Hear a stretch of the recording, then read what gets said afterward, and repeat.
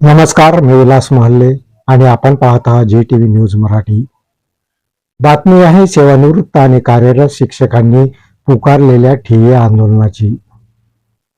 नगर परिषदेच्या कार्यरत आणि सेवानिवृत्त शिक्षकांनी विविध मागण्या घेऊन यवतमाळच्या घाटंजीमध्ये ठिय्या आंदोलन केलं।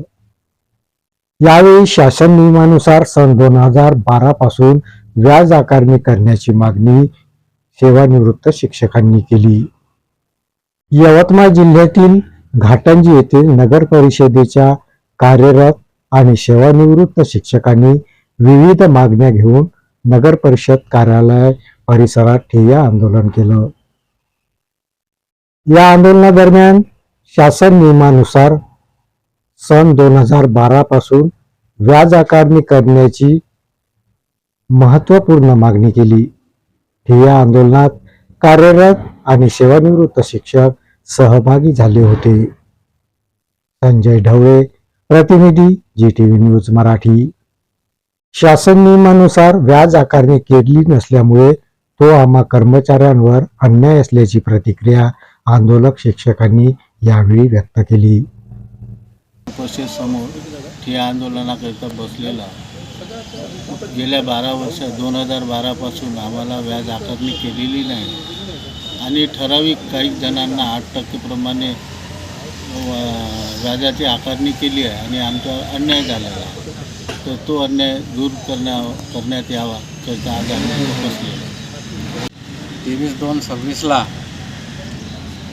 महानगरपालिका नगरपालिका शिक्षकांना गेल्या 2012 पासून व्याजाची आकारणी करण्यात आलेली नाही। वारंवार आम्ही निवेदनं विनंत्या केल्या, परंतु इथे आमच्या विनंतीचा अर्जाचा कोणीही दखल घेतली नाही।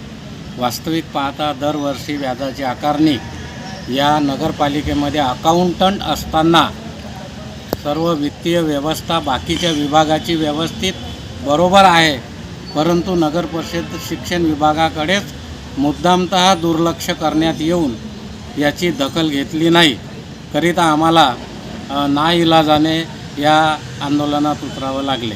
यामध्ये आम्हाला जर योग्य न्याय मिळाला नाही तर आम्ही यापेक्षाही तीव्र आंदोलनाचा मार्ग अवलंबू। 23/2/2026 रोजी नगर परिषद समोर आम्ही ठिय्या आंदोलनाची सुरुवात केली आहे। सन 2012 पासून नगरपालिकेला निवेदनं देता देता आत्तापर्यंत या मार्गावर या लागलं आणि 1,12,00,000 रुपये आमच्या निवृत्त आणि सेवेत असणाऱ्या कर्मचाऱ्यांचे नगरपालिकेकडे थकीत आहे। व्याजाचा दर शासनाच्या नियमाप्रमाणे भविष्य निर्वाह निधीचा दर 8% असतो, परंतु अजूनही काही लोक मयत झाले आहे, काही निवृत्त झाले आहे आणि काही सेवेत आहे। आज अजूनपर्यंत नगरपालिकेने दखल घेतली नाही, त्यामुळे आम्ही आंदोलनाकरिता बसलो। या बातमीपत्रात इथेच थांबतो। परत भेटूया नवीन बातमीपत्रात। तोपर्यंत पाहत राहा जी न्यूज मराठी। नमस्कार।